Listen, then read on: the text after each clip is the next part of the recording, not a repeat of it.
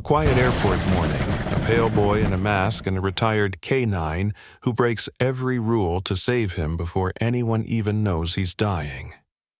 What looked like a simple security delay turned into a race against time where instinct proved sharper than any machine. This is not a story about a heroic cop or a dramatic rescue. It's about a dog who noticed what no one else did and changed everything.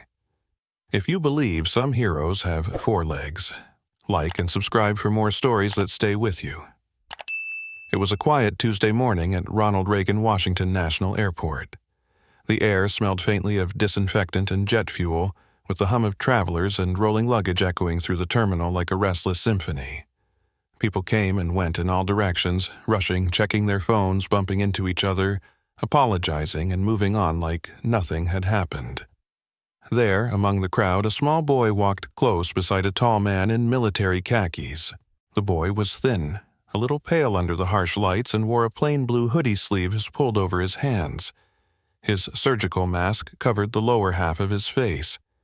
He was quiet, his eyes scanning everything a child more observant than expected, more withdrawn than curious. The man with him, Colonel Daniel Reeves, had a firm hand on the boy's shoulder and a well-worn backpack slung over one shoulder. He looked like he'd done this walk through security 100 times.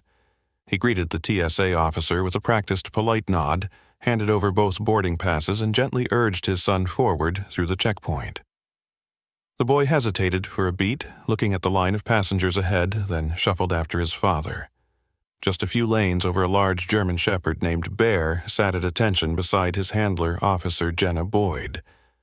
Bear was a veteran K-9, trained in scent detection and crowd assessment, and today marked his second-to-last shift before retirement.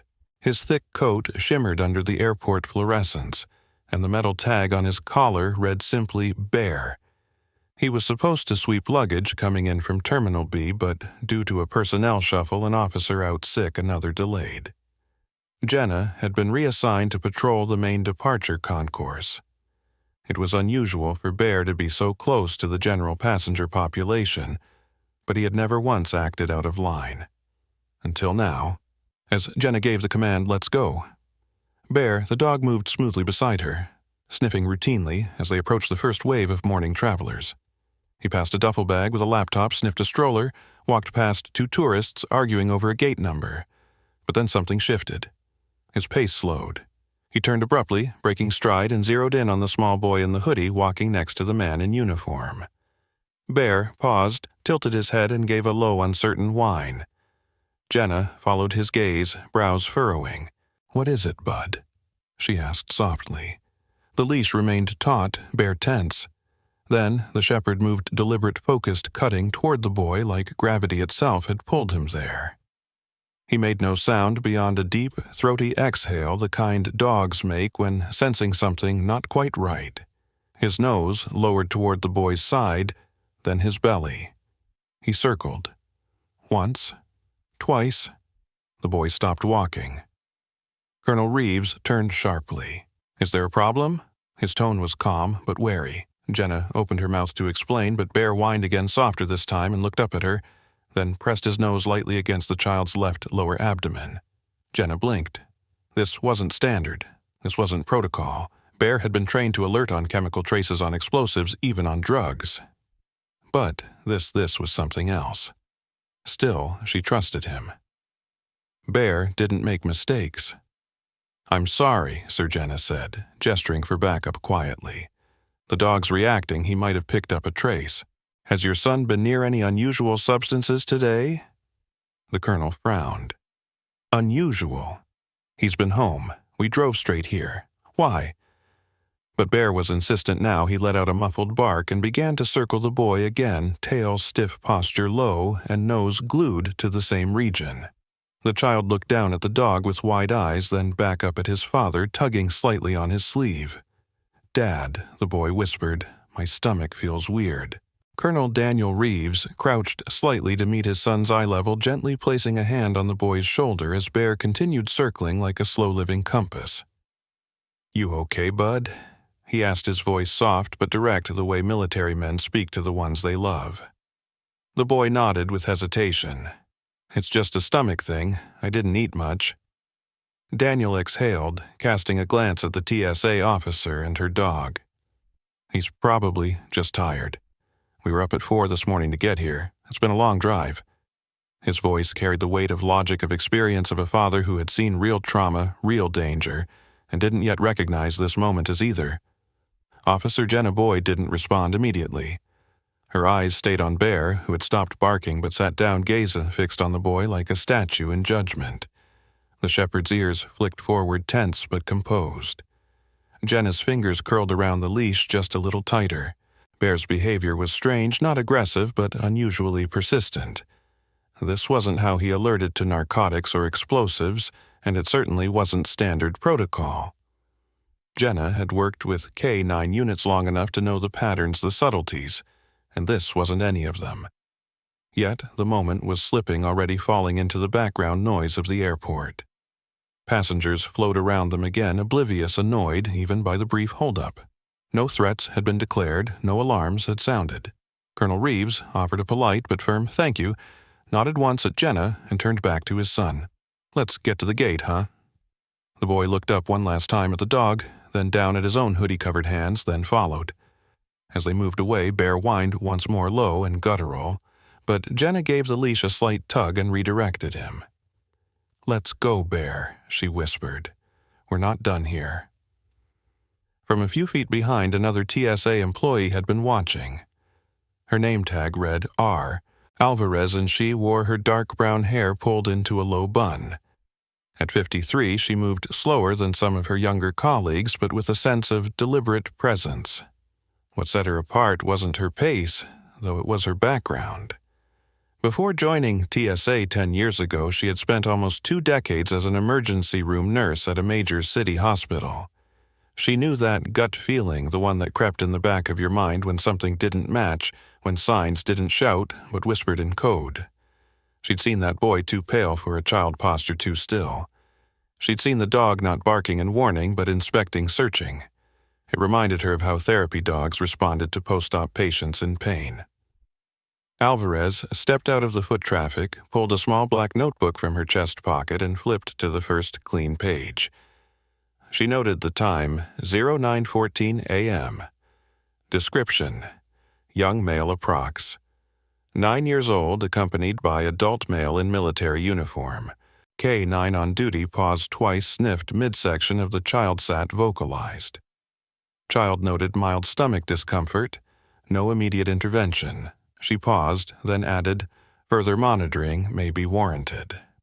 Dog's behavior atypical. Possible false negative or non-standard alert. She didn't show it to anyone, didn't submit it to the supervisor. It wasn't a reportable event. Not yet. Jenna walked Bear back to their assigned patrol route, but something in her chest didn't settle. Bear was alert, but no longer fixated. The moment had passed. Or so it seemed. Colonel Reeves and his son arrived at their gate 15 minutes early. The boy slumped into the plastic chair nearest the window, legs dangling. His backpack rested in his lap like a shield. Daniel sat beside him, setting down a small bottle of water and a protein bar. "Eat something," he said gently. The boy shook his head. Not hungry. Daniel didn't press. He leaned back instead, scanning emails on his phone, answering a quick text from his CO, then glanced at his son again. "You sure you're not coming down with something?" he asked. "Maybe I shouldn't have pushed us to drive this early." The boy shrugged. "I just feel weird. It's probably nothing." Daniel gave a nod, convincing himself as much as his son. He'd seen his share of combat trauma and field injuries, and none of those looked like this. Just fatigue, maybe a bug, or skipped breakfast catching up to him. Kids got pale, kids got tired. The human body was strange and adaptable, especially at 9. In another wing of the terminal, Officer Jenna Boyd stood at the edge of a column looking down at Bear, who now sat calmly beside her, licking one paw lazily. The moment at the checkpoint still gnawed at her. She pulled out her phone, opened the app used by handlers to log anomalies, and hovered over the flag for review option. She didn't press it. She looked at Bear again. "You saw something," she murmured. But no scent, no signs, just instinct. She stared at the blinking cursor on her screen and tapped cancel. In the break room, Alvarez poured herself a lukewarm cup of coffee and stared at the note she had written. It wasn't official, but maybe it should have been. Still, people didn't take notes like this seriously unless there was a concrete trigger. A dog sniffing a stomach. That wasn't exactly standard grounds for medical intervention, but her gut twisted the same way it used to on night shifts in the ER when something silent walked through the doors.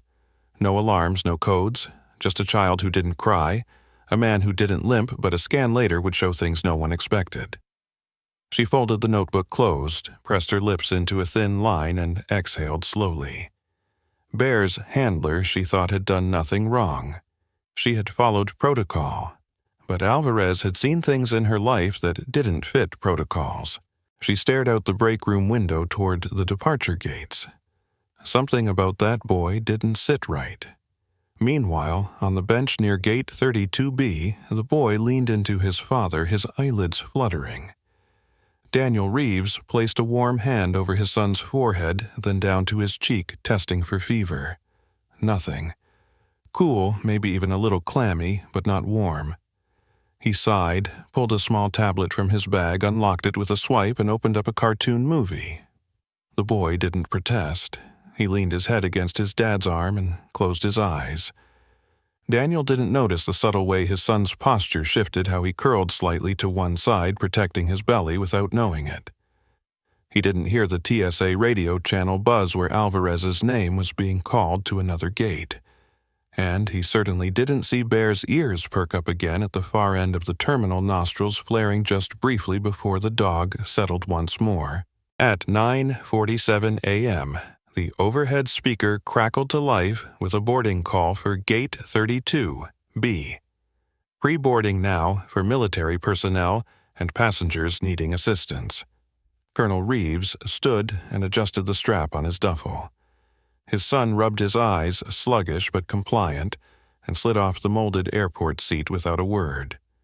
He still hadn't eaten, and his color was no better, maybe even a shade paler than 20 minutes ago, but Daniel chalked it up to exhaustion and nerves. Kids were resilient, he reminded himself. They'd nap on the flight. A few rows behind them, Alvarez, still sipping her now cold coffee from a styrofoam cup, watched the father and son rise.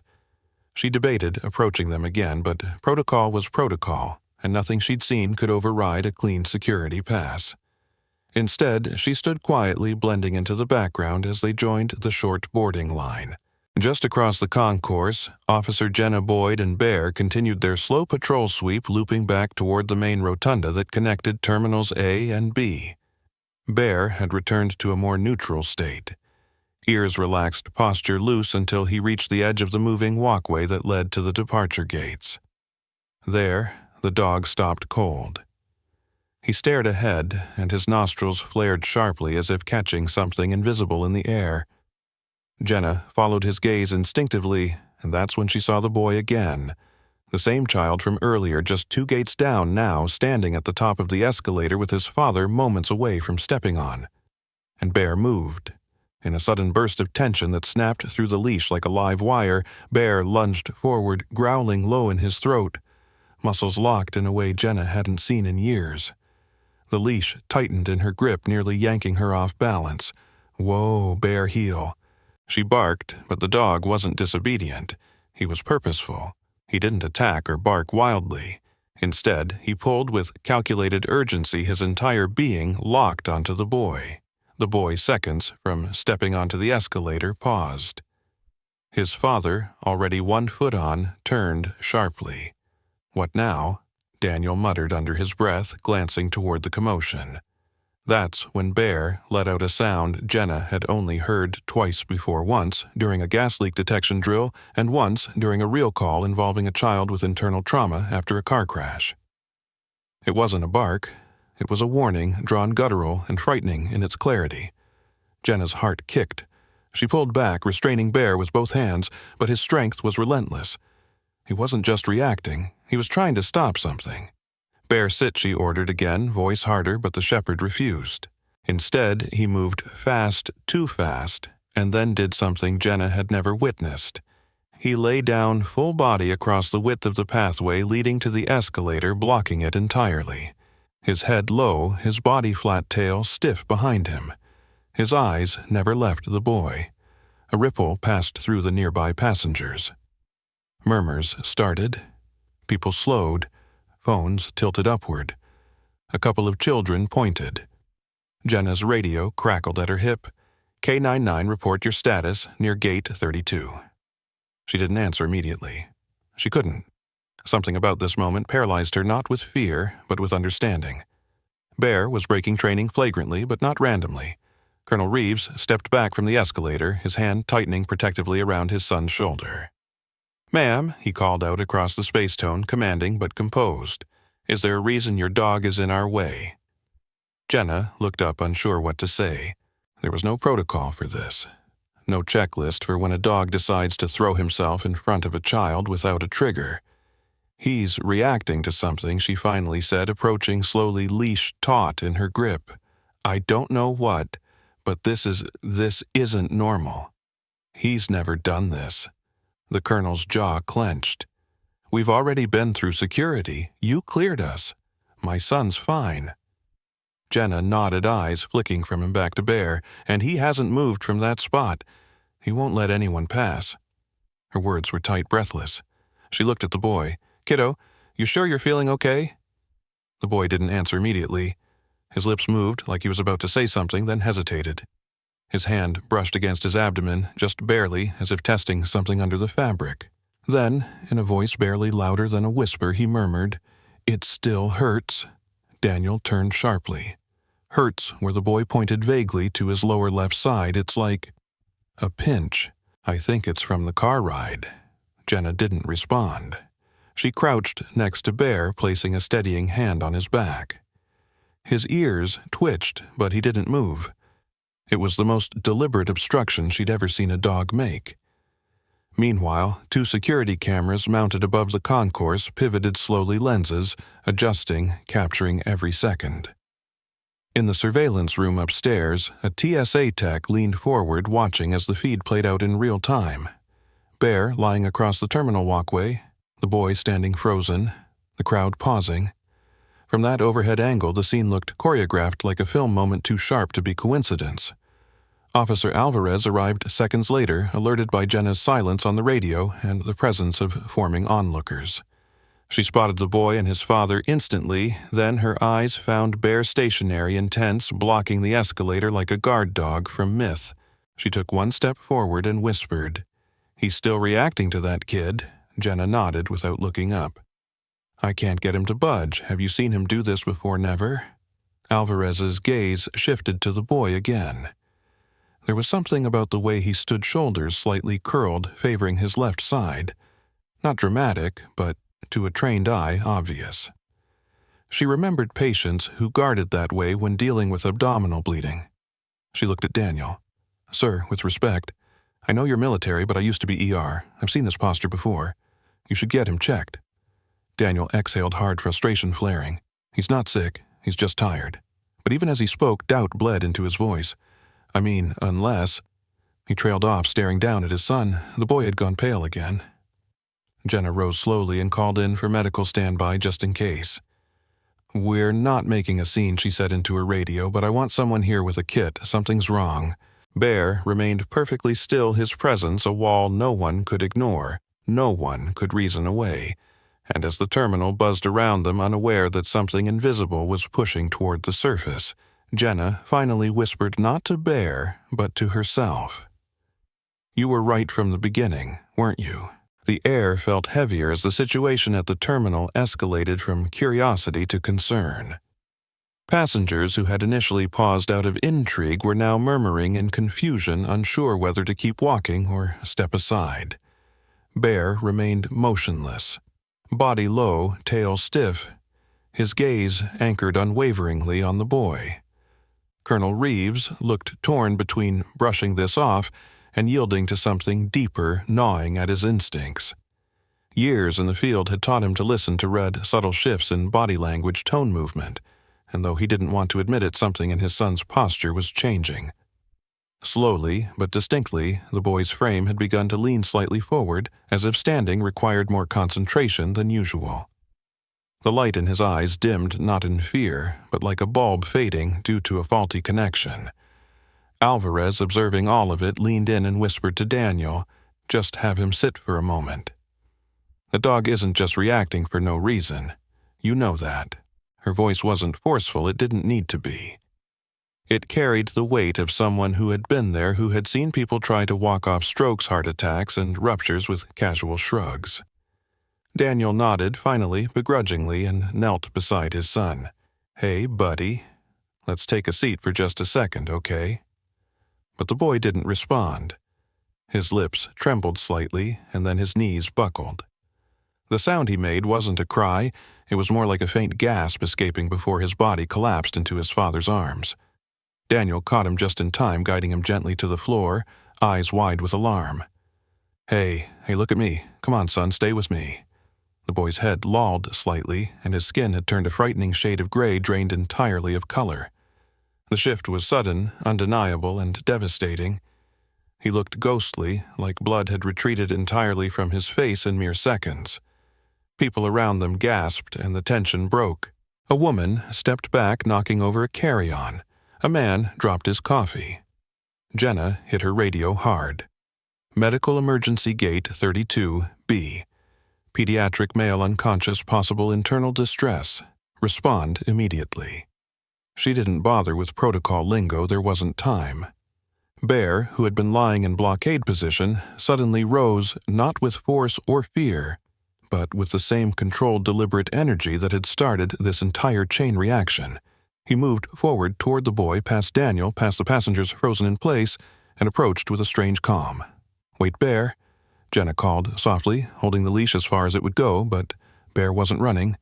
He approached the boy slowly, his body low, ears back, not aggressive, not even alert, but something far more intimate, almost reverent. Then, with a gentle exhale, he lowered his muzzle and touched the boy's lower left abdomen with the tip of his nose. Once. Firm but careful. Then again, this time more gently. He remained in that position, pressing his head lightly into the boy's side as if trying to say something no human language could capture. Daniel, still on his knees, looked at the dog, at his son, and then back at the growing puddle of sweat forming beneath the boy's shirt. He touched his son's forehead clammy. He lifted the boy's hoodie slightly and saw nothing externally alarming, but his gut twisted. Something deep inside him snapped into clarity. "He's hemorrhaging," he muttered under his breath. "Jesus, I think he's hemorrhaging." A medic team arrived seconds later, 2 EMTs in navy jumpsuits pushing a stretcher and a red trauma kit. One knelt immediately by the child, checking vitals, while the other unzipped the kit and prepared to assess airways. "What happened?" one asked, scanning the scene. Jenna quickly explained what she'd seen Bears alert the boy's delayed response, the sudden collapse. Daniel filled in the rest. "My son. 9 years old. He complained of mild abdominal pain earlier but had no fever, no vomiting. We attributed it to fatigue. I'm a field surgeon, U.S. Army. I should have known better." The EMT checked the boy's pulse, then pressed gently into his lower abdomen. The boy flinched, even unconscious, his body twitching slightly. "Rebound tenderness," the medic said sharply to his partner. "Start oxygen. Possible internal bleeding. Could be ruptured appendix or abdominal aneurysm. We need to move." Daniel stood now, fully in commander mode. "I'm going with him." The medic nodded. "Stay at the head, talk to him, if he comes to keep him calm." They lifted the boy onto the stretcher. Bear followed at a slight distance, still visibly tense but no longer obstructing. Alvarez stood near the escalator, watching all of it unfold, arms folded tightly across her chest. "That dog knew," she said quietly to no one in particular. "He knew before any of us did." Jenna didn't respond. She was too busy scanning the hallway for the route EMTs would take. As they began to wheel the stretcher toward the elevator for ground access, Bear turned again, nose twitching toward the air behind them. He didn't bark. He didn't lunge. But he looked back once more at the gate where the boy had collapsed, as if tracking an invisible thread that only he could see. passengers had cleared a path, many retreating to the sidelines in stunned silence. One man with a rolling suitcase stared open-mouthed, his phone still recording without him realizing. Another woman was visibly crying, whispering something under her breath in Spanish. No one moved to leave. No one dared interrupt the urgency unfolding before them. As the stretcher reached the elevator bay, the boy stirred just slightly and murmured something inaudible. Daniel leaned down, brushing hair from his son's damp forehead. "I'm here," he whispered. "You're okay. We've got you." Bear, now beside Jenna, again sat, but didn't relax. His eyes stayed locked on the elevator doors until they slid closed behind the medical team. Overhead, in the surveillance room, security staff watched the entire sequence a second time in silence. The timestamp now read 09:56 a.m. One supervisor removed his headset and muttered, "Get this to command. That dog needs to be flagged, not for misconduct, for something else." Back on the terminal floor, Jenna crouched beside Bear again, her fingers moving through the thick fur behind his ears. "You saw what no one else did," she said softly. "I don't know how, but you did." Bear exhaled once more, then lay back down, not in alertness, but as if finally allowed to rest. His job, at least for now, was done. But something deeper had been set in motion, something that couldn't be explained away by training manuals or protocol sheets. And while the airport buzzed back to life around them, one truth remained unspoken, yet clear: the emergency wasn't over.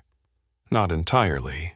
The ambulance doors slammed shut with a metallic finality as the stretcher carrying the unconscious boy rolled into the airport's medical response bay located 2 levels below the main concourse. Daniel stayed close at his son's side, walking in stride with the EMTs as they navigated a corridor lined with white walls and flickering fluorescent lights. He had entered countless emergency rooms in his life, but never with this kind of fear clenching his chest, never with his own child on the table.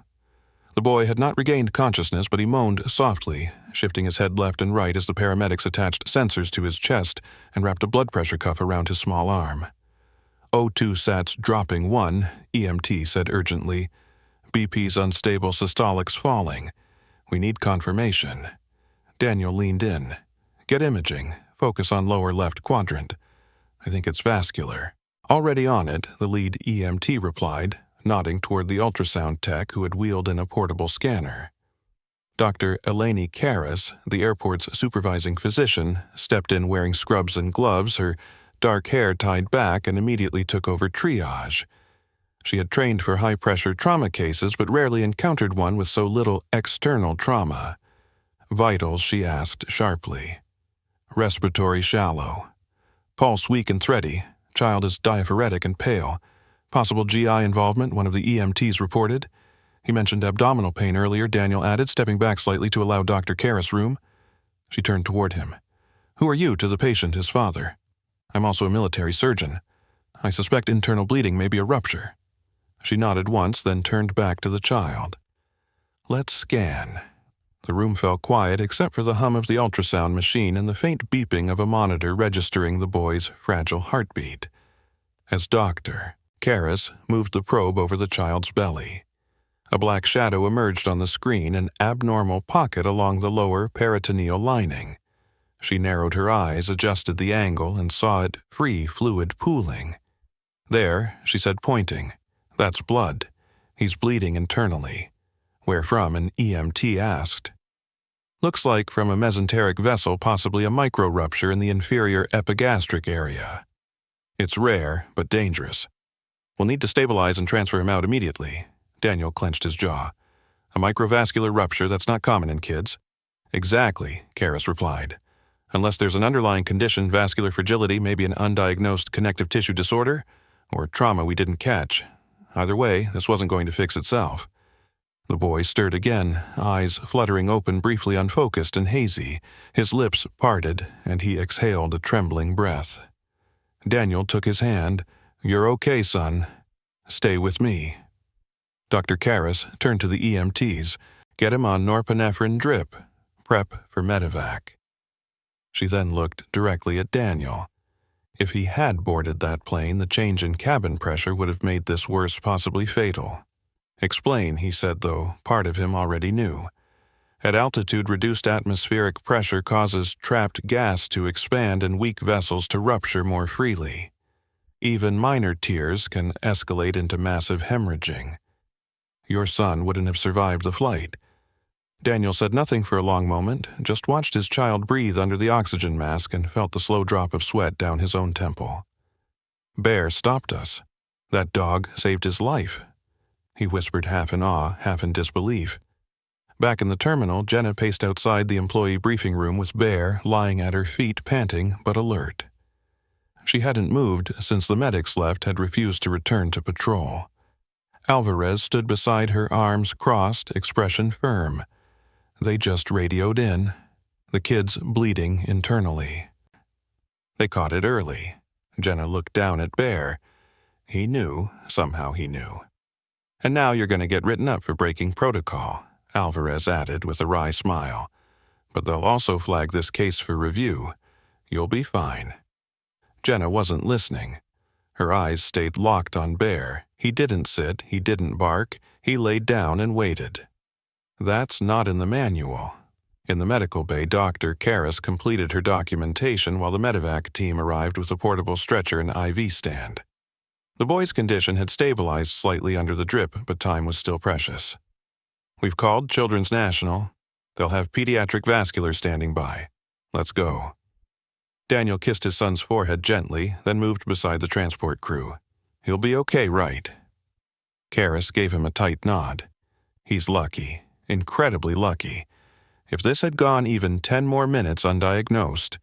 She didn't finish the sentence. She didn't need to. The elevator doors opened and the team wheeled the child inside.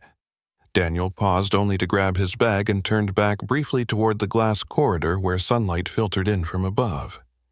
He saw a glimpse of the terminal of a service dog sitting upright watching the elevators from afar, still as stone. Bear didn't flinch. Didn't bark. Just watched. Minutes later, the elevator descended, taking with it the child, his father, and a story that no one was ready to tell yet, but one they wouldn't forget. In the observation room, the security footage was rewound again, paused on the frame where Bear had laid across the path. The timestamp blinked. Someone scribbled a note in the incident log. Unusual K9 behavior pre-medical emergency, follow-up required. They underlined it twice. While the medevac chopper lifted off from the hospital helipad with the boy sedated and stable, the energy in the terminal hadn't quite returned to normal. News of the incident had rippled quietly through the TSA team, but nothing had been officially announced. The passengers who had witnessed the collapse were mostly gone, now herded to new gates or shifted onto different flights, and the airport noise resumed its usual rhythm of announcements, baggage wheels, and shuffling shoes.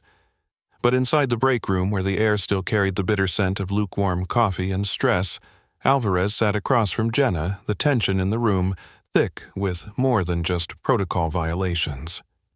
Bear lay stretched out beneath the table, calm but alert, his ears twitching every few seconds. Jenna leaned forward, her fingers interlocked, tapping lightly on the form 143B in front of her, the preliminary incident report required when a working dog breaks routine. They'll want an explanation, she said, not to anyone in particular. For why he didn't follow procedure, for why I let him. Alvarez raised an eyebrow. And you'll tell them the truth. He saved a life. And you followed your training. You didn't pull him off because somewhere in your gut, you knew something wasn't right. Jenna sighed. But it's not about what we know, it's about what we can prove. She glanced under the table. Bear looked up briefly, his eyes calm, unbothered. He wasn't trained for this, she added. At least, not officially. Alvarez hesitated, then stood and crossed to the metal cabinet tucked in the corner.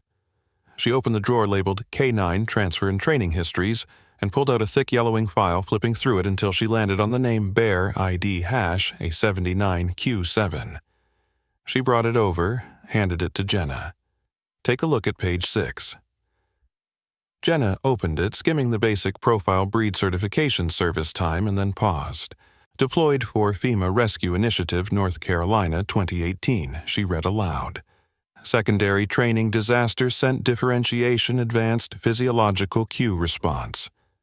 She looked up. What the hell is that? It means he was part of a joint study, Alvarez explained. After the earthquake drills in 17, some teams started teaching dogs to pick up on trace physiological changes, hormonal surges, stress sweat, even early signs of hypoxia. Most of it was experimental. Most dogs couldn't sustain the skill. Bear could. Jenna blinked. That's why he kept targeting the kid's abdomen. He wasn't smelling drugs or explosives. He was smelling blood. Inside the body. Alvarez nodded. Or more precisely, he was picking up on the breakdown of proteins in the blood that leak into sweat when internal bleeding starts.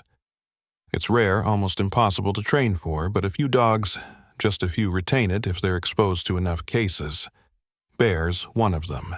Why isn't this in his active duty file, Jenna asked. Because it wasn't part of TSA protocol. They transferred him here for narcotics and explosives. It's cleaner that way, less liability. Jenna shook her head, stunned. So, he has a superpower no one's officially allowed to acknowledge. That about sums it up. Jenna flipped back to the earlier pages of the file, eyes scanning deployment dates, handler logs, and then paused again. Initial FEMA handler listed as R. Alvarez. She looked up, eyebrows raised. Alvarez smirked. Yeah, that's me. You trained him from day one. I was still working field recovery, then partnered with FEMA after Katrina. He was part of our second wave batch, just a pup when he started, and he's been with you since until they reassigned him to TSA. It happens when dogs age out of rescue but still qualify for scent work. Less physical stress. So he's never worked with anyone else but us. Not unless you count the 6 months he spent with the Army during that heat wave in Texas. But that was more of a loan than a transfer. Jenna leaned back slowly, letting the full picture settle into place. And has he ever been wrong? Alvarez didn't hesitate, not once. Not in the field. Not during training. And not today. Jenna closed the folder and stared at Bear, who now lifted his head looking directly at her tail, thumping lightly against the tile. I thought I knew him. I didn't know half of it. Alvarez smiled. Nobody ever does. These dogs, they pick up on what we can't even see coming, and they don't explain themselves. They just act. Jenna slid the folder back across the table and whispered almost to herself, he was trying to tell me the whole time. I just didn't listen fast enough. Alvarez stepped toward the window, arms folded across her chest, looking out at the concourse where travelers moved like currents in a river. That boy would have died if he got on that plane, she said quietly. The doctor confirmed it. I know. Bear didn't just block a path. He made a choice. Jenna nodded slowly. He picked that kid. Like he knew him. Like he understood what none of us did. Alvarez glanced sideways at her. He's always known. Has been choosing the right one since the day he started. Bear yawned and laid his head back down as if bored with all the talk content in the silence he had earned. Outside, the departure board flickered as flight numbers changed, announcements droned on, and the world continued spinning, unaware of the near miss it had just witnessed. Jenna knelt down and placed her palm gently on Bear's massive shoulder. Thank you, she whispered, and the dog's ears flicked forward in quiet acknowledgement. Later that evening, after the incident had been logged and the shift rotation finally reset, Jenna sat alone in the surveillance review room with a paper cup of coffee going cold in her hand and Bear asleep at her feet. The monitors flickered in blue and gray tones, cycling through security camera footage from various angles across the terminal. She was waiting for one file in particular, an archived internal review flagged with a quiet request access tag beside its title. After an hour of silence and a few quick calls, Alvarez had managed to secure temporary clearance. Jenna clicked the file open and began scrolling through the attached summary report. At the top, Incident 11B, non-responsive passenger, /mid-flight fatality, June 2023. Her throat tightened as she read. The case file detailed the sudden collapse of a middle-aged male passenger on a cross-country flight from D.C. to Phoenix. The man in his late 40s had passed the TSA checkpoint without incident, boarded normally, and had even been seen chatting with a flight attendant during boarding. But shortly after takeoff, he complained of mild stomach cramps followed by dizziness. Within 40 minutes, he lost consciousness and was declared dead on arrival when the plane made an emergency landing in Denver. Cause of death, internal hemorrhage due to a ruptured mesenteric artery previously undiagnosed. The report noted no visible injuries, no known trauma prior to boarding, and a clean health declaration at the time of flight. Jenna frowned. The details were eerily familiar. She pulled up the footage from that day forwarded to the timestamp indicated in the log and watched as the man in question moved through the security checkpoint. The video quality wasn't perfect, but she could clearly see Bear 2 years younger, leaner, but just as focused, patrolling beside his previous handler. She watched as the man passed within a few feet of Bear, and suddenly the dog's body shifted. He slowed, circled once, no aggression, no bark, but something about the way he lingered near the man's abdomen stood out.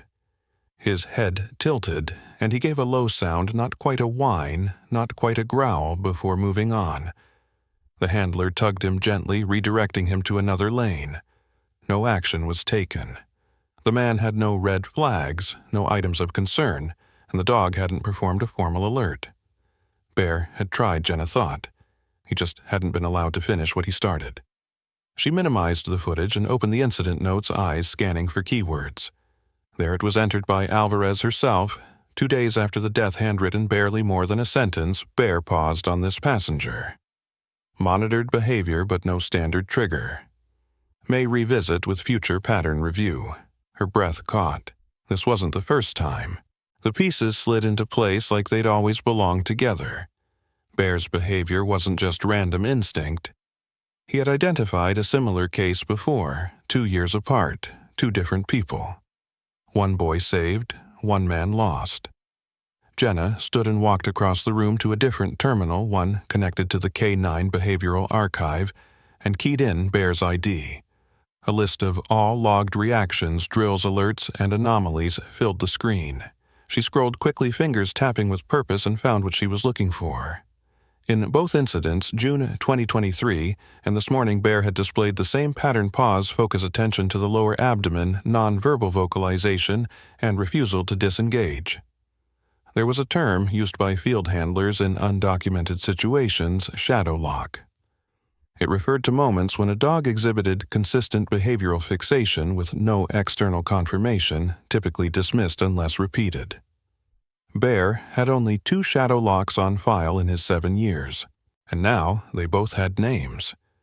Jenna printed the log and carried it back to the break room where Alvarez was finishing her report. She laid the paper down without a word. Alvarez read it, her face still, then exhaled slowly. "I remember that man," she said after a pause. "We didn't know then, but Bear did. He tried," Jenna said. "He tried to tell us both times." Alvarez nodded. "And we didn't listen the first time. Now we have a second chance. But this needs to go beyond just a memo or some footnote in a report." Jenna leaned against the counter. "You think they'll take it seriously now? They will if we make them," Alvarez replied. 2 identical responses. One outcome fatal. One survived. Same dog, same behavior. This isn't just instinct, it's repeatable. And it's real. They both fell silent for a moment.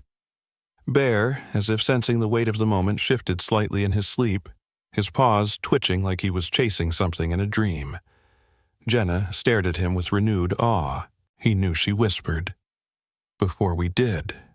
Before the father. Before the kid even realized." Alvarez stood and walked toward the window overlooking the runway. "You know what I remember most about that day," she said. Bear didn't want to leave the checkpoint after the man passed. He kept looking down the terminal like he knew something had been left unfinished. Jenna joined her at the glass. The evening light stretched long shadows across the tarmac. "Not this time," she murmured. "He finished it this time." 3 days later, inside a low-lit administrative conference room tucked behind the airport's operations wing, a closed-door meeting began with little fanfare but high stakes. The room held a dozen seats, most filled by men and women in suits bearing credentials from the Federal Health Authority, the Transportation Security Administration, and one representative from the Department of Defense. There were no press, no external observers, and no statements prepared for public release. What had happened at Gate 32B remained off the record for now, but inside this room the implications were undeniable. Dr. Eleni Karas, seated at the far end of the table, opened the discussion with a brief summary. The child survived due to early intervention. That intervention was not prompted by any traditional medical screening nor any overt symptom observed by personnel. The trigger was a service dog assigned to TSA who broke protocol based on behavior his handler described as instinctual fixation. She paused, then turned to Jenna seated beside Alvarez near the center. Officer Boyd, would you walk us through your experience again briefly? And in your own words, Jenna straightened her posture and clasped her hands. On the morning of June 14th, during routine patrol, Bear began showing signs of behavioral escalation not aligned with explosives or narcotics detection. His focus was on a 9-year-old male passenger exhibiting no visible distress. Bear, fixated on the child's lower abdomen, refused to disengage and later physically blocked access to the departure path. This is the first time in his 4 years of service he has ever violated movement commands in such a deliberate, sustained way. She stopped, but before anyone could interject, Alvarez added quietly, "It's also the second time he's detected undiagnosed internal bleeding prior to symptoms becoming acute. The first case went unnoticed until after the passenger died. This time, it was caught in time." Across the table, a woman from the Federal Health Authority adjusted her glasses. Let's be clear, this was not a trained medical detection event. This behavior is not certified nor scientifically validated. Jenna didn't flinch, understood, but it happened twice, documented, logged. Another man from TSA Policy Enforcement leaned forward. Dogs have been used for seizure prediction, cancer scent detection, even blood sugar monitoring, but we've never authorized or acknowledged internal hemorrhage identification, especially not in real-time public environments. Dr. Karas looked down at a folder in front of her, opened it, and slid a page across the table. Perhaps this will help clarify. It was a field report, authored and signed by Colonel Daniel Reeves. He had sent it 2 nights earlier from the hospital bedside where his son was recovering. His handwriting was steady, precise, and the language devoid of embellishment. At the center of the document was a single sentence underlined twice. "I did not detect the internal bleeding, and I am a trained combat surgeon." But the dog did.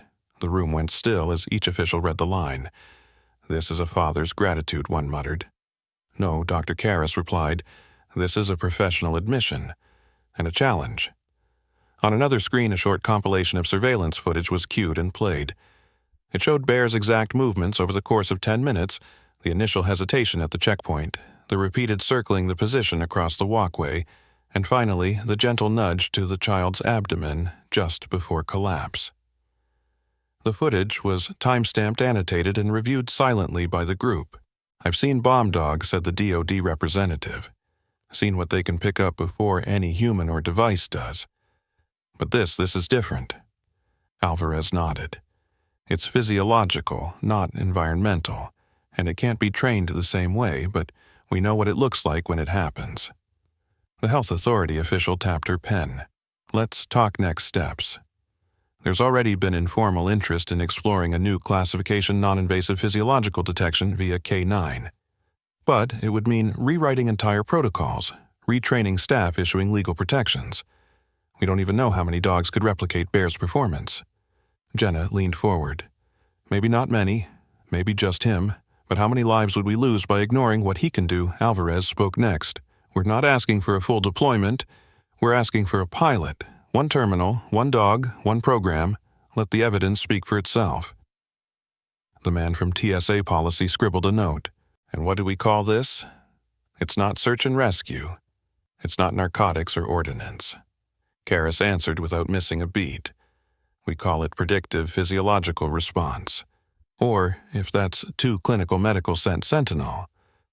The words hung in the air, strange but oddly fitting. The health authority rep sighed. "It's unconventional, borderline speculative. But we can't ignore a child who nearly died and didn't because of this." Another voice added, "Or a man who did die because no one listened." The meeting turned into debate scenarios, explored liabilities, considered. But amid the uncertainty, one thing was clear: Bear had shifted the conversation. from a dog following scent trails to one detecting silent crises before they erupted. Jenna sat quietly watching the officials talk, her hand resting on Bear's collar under the table. The shepherd dozed peacefully, unaware he was now the center of a policy storm. Or perhaps he knew and simply didn't care.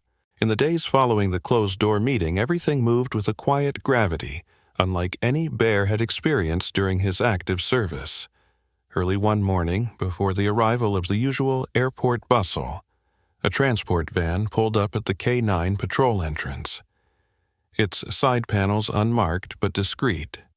And Jenna Alvarez and a small escort team watched as Bear stepped down onto the pavement. His gait still strong, but his muzzle grazed slightly under his collar, signifying the end of an era. They loaded him gently into the van, coaxing him with soft commands, a final unspoken recognition of a job well done. Inside the van, the air smelled faintly of leather and sterility as the K9 handler from Central Training sat beside him, stroking his fur and murmuring calming words. Easy Boy and Bear leaned into the touch with the grace of a retired soldier returning home. The doors closed, and the van rolled away, leaving behind only the echo of a service dog's legacy as the airport resumed its rhythms. But Jenna and Alvarez lingered at the gate's threshold, heads bowed in respectful farewell. At the training center, Bear was led through familiar halls and kennels, greeted by trainers who had watched him grow puppy by puppy, trial by trial, never imagining they'd see him return not to front lines, but to rest his years in service, marked and ending in a hushed, dignified retirement. Over the next 10 days, the training center staff organized a routine health check, a dental exam, and a final behavioral evaluation. Bear completed each with quiet dignity and wagged tail under the hands of people who had no article in the media, no grand ceremony, but a deep, unsentimental appreciation for years of loyalty. He ate his meals in the largest run available to him, where he'd once sprinted during obedience drills and slept nights curled in a soft bed lined with blankets filled with old training cloths. None of the handlers, trainers, or administrative staff took videos or posted status updates. There was no announcement to the public, no ceremony with cheering crowds or thank you plaques. There wasn't even a farewell speech. Instead, a single internal bulletin appeared on the center's intranet one afternoon. K9. Bear, 7 years of distinguished service, 2 lives saved, 0 protocol errors. That was it, a simple sentence, but weighty enough for those who knew its deeper meaning. The line was posted under service milestones alongside other dogs who had served with distinction, but Bear's note attracted hushed glances and a pause from those scrolling by. The training director, a stoic figure who rarely indulged in sentiment, signed it off with his initials and observed that Bear would remain on campus as a facility dog, but only in a non-working capacity, no patrols, no certification maintenance. Just a quiet presence in the halls where he'd lived most of his adult life. And with each passing day, Bear roamed the grounds slower than before, greeting each old handler with a brief tail wag, a gentle sniff to the palm, then continued along his own path. The airport never asked for a retrospective video of his heroism, no media outlets picked up his story, and his name did not circulate on the internet. To the average traveler or local news consumer, Bear had simply vanished into retirement. But for Jenna, Alvarez, Daniel, Dr. Karras, and the small circle of personnel involved in the near tragedy that had turned into a triumph, his absence left a profound sense of emptiness. They knew that Bear had not died, but they also knew he would never again wear the harness that glinted under terminal lights that signaled potential threat or deadly precision. And so Bear settled into a life of understated calm, a canine witness to the silent importance of his instincts, an echo of protection that carried on even after the leash was hung up. Meanwhile, back at the airport, the policies discussed in that closed meeting began to stir paper trails, memos, and small initiatives. But Bear's legacy contained no public recognition beyond the sentence in the bulletin, no viral hashtags, no social media buzz, just the quiet echo of something extraordinary that had happened exactly once, and once was enough. Then, as the center's spring training cycle wrapped up and the new recruits filed through the yard where he lay in his bed under a tree, Bear watched them pass and closed his eyes, knowing his mission had ended, and ended well. but sensing in his canine heart that the world around him had already changed, even if few knew it. He exhaled once more, a breath heavy with years of work, and drifted into a restful nap under the dappled sunlight, and somewhere far above the tarmac a new policy draft was being typed. 12 months later, under the soft amber lights of a different airport halfway across the country, a boy with strong legs and bright eyes walked steadily beside his father through the check-in area, dragging a small blue suitcase that rolled smoothly on rubber wheels. He no longer wore a surgical mask, though the memory of it still lingered in the photos from a year ago. His complexion was healthy now, his gait steady, and there was an unmistakable energy to the way he looked at the world, as if every passing second carried a sense of value that hadn't been there before. Colonel Daniel Reeves walked beside him, no longer burdened by the weight of uncertainty, but still alert, still protective, and perhaps a little quieter than he used to be. They didn't speak much as they passed through the check-in counter, but there was no tension in the silence, only gratitude unspoken. When they reached the security gate, the boy slowed down unexpectedly, causing Daniel to glance down. "You okay?" he asked. The boy didn't answer right away. He had stopped at the edge of the checkpoint, eyes fixed not on the conveyor belt or the line ahead, but on a small enclosed area marked K9 Screening Zone, authorized personnel only.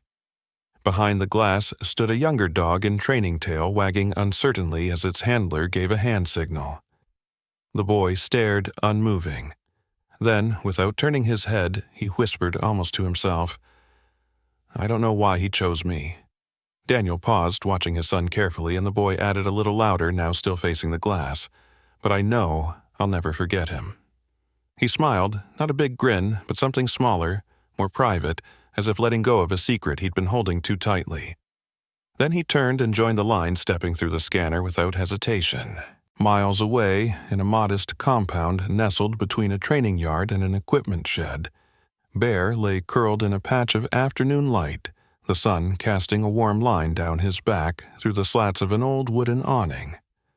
The world around him was quiet.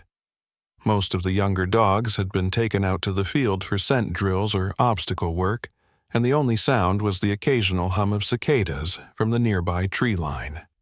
Bear didn't lift his head when the breeze shifted, or when a staff member passed by with a clipboard. He was older now, slower, and his bones didn't carry him quite as far as they used to, but his breathing remained steady, and his ears still flicked instinctively at even the faintest footfall. He had no medals pinned to his collar, no photo framed in the front office, just a name on a clipboard, a kennel tag, and a spot in the shade he returned to every afternoon. There was no ceremony when he retired, no crowd applauding as his leash was unhooked. He hadn't asked for one. He wouldn't have known what to do with it if it had come. Somewhere in the storage archive, a file held the summary of his service, K9 Bear. 7 years active. Multiple commendations. 2 confirmed life-saving alerts. No incident faults.